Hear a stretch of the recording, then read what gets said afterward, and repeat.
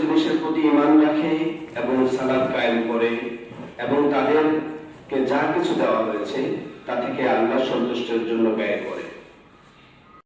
আমরা খালি গায়ে ছিলাম, ওই প্রচুর যে ইয়া ছিল, প্রচুর পাতা, সেটা দিয়ে একটা লুঙ্গি, একটা কাপ শার্ট আর গেঞ্জি, তাদেরকে কাছা দিয়ে আমরা সবাই যাচ্ছি। আমার বাসায় উড়ানো হয়েছিল, আপনারা সকলেই জানেন।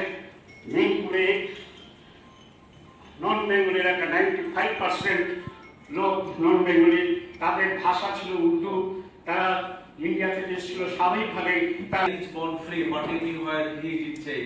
একটা মানুষ স্বাধীনভাবে জন্মায়, সকল মানুষ স্বাধীনভাবে জন্মায়, কিন্তু জীবনের সকল ক্ষেত্রে সে শৃঙ্খলাবদ্ধ।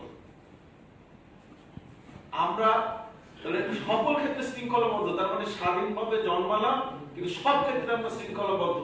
তার মানে কি, আমার এই স্বাধীনতার মানে হচ্ছে আমার ন্যায্য অধিকার পাওয়ার ক্ষেত্রে কোনো প্রতিবন্ধকতা থাকবে না।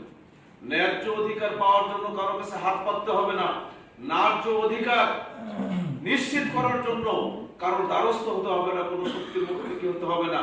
এটাই হচ্ছে সত্যিকার অর্থে স্বাধীনতা। স্বাধীনতার বীজ অঙ্কুরিত হয়েছিল 1940 সালের হোসেন শহীদ সরওয়ারদের লাহোর প্রস্তাবের মাধ্যমে।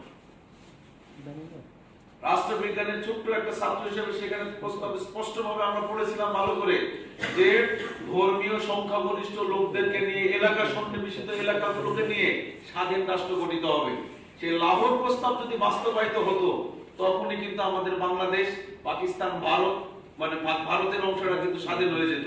কিন্তু এই প্রস্তাবটা তৎকালীন যারা ছিল তারা কিন্তু না মানার কারণে 47 সালে যখন যুদ্ধ হলো, একটা অংশ হলো পাকিস্তান, একটা অংশ হলো ভারত। অথচ এই 47 সালের আগে তখনই একই সাথে কিন্তু বাংলাদেশ রাষ্ট্রটা হয়ে যাওয়ার কথা ছিল, কিন্তু সকল ষড়যন্ত্রের কারণে তখন কিন্তু এই দেশটা, অর্থাৎ সেটা আমার ভাষায় কথা বলবো, কিন্তু যাদের গায়ের জোর আছে, শক্তি আছে, তারা বললো যে না, এটা বাংলাদেশে এখানে স্টেট ল্যাঙ্গুয়েজ উর্দুই হবে।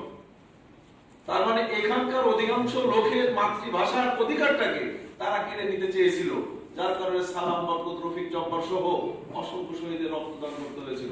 তার মানে এখানে স্বাধীনতার প্রশ্নে আমার আপনার পরিবারেও ক্ষুণ্ণ করছে এবং সে নিষ্পেষিত, নির্যাতিত হচ্ছে, বঞ্চিত হচ্ছে, যার কারণে সে এটাকে ব্যক্তিগতভাবে পারিবারিক পরিমণ্ডলে যখন অধিকার ক্ষুণ্ণ হয়, এটাকে কেউ স্বাধীনতা যুদ্ধ বলে না, এটাকে বলে গন্ডগোল আছে।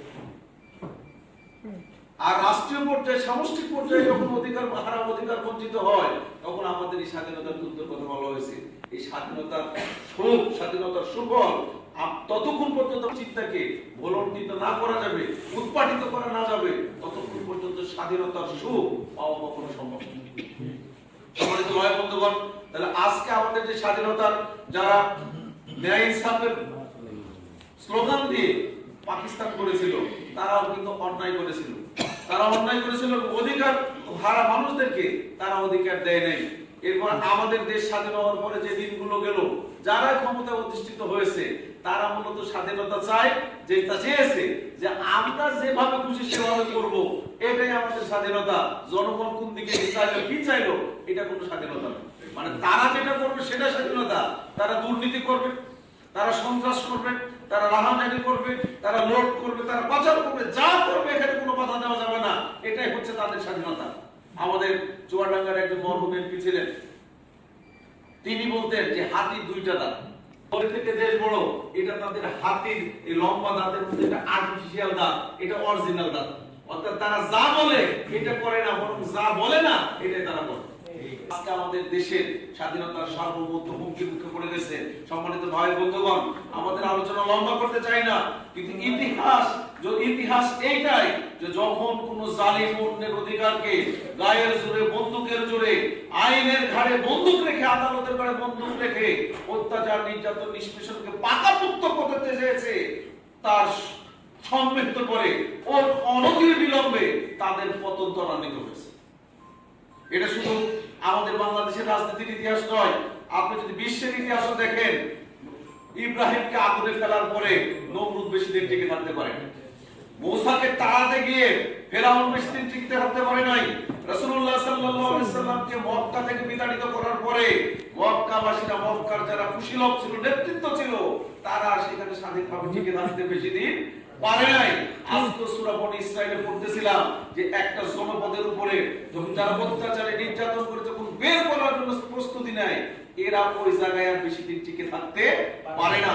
সম্মানিত ভাইরা, বর্তমান প্রেক্ষাপটে আমরা আসি, তাহলে এই স্বাধীনতার পরে বিগত দিনের যা হয়েছে, আজকে আমাদের এই 5ই আগস্ট পরবর্তী যে সময়টা আসছে, তা বেশি দিন টিকে থাকতে পারবে না।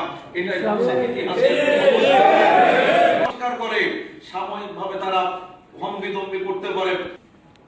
আমরা 1971 সালের মুক্তিযুদ্ধের মাধ্যমে একটি স্বাধীন সার্বভৌম রাষ্ট্র হিসেবে বিশ্বের মানচিত্রে আত্মপ্রকাশ করেছিল, কিন্তু অদ্যাবধি পর্যন্ত আমরা সেই স্বাধীন রাষ্ট্র হিসাবে যে প্রাপ্তি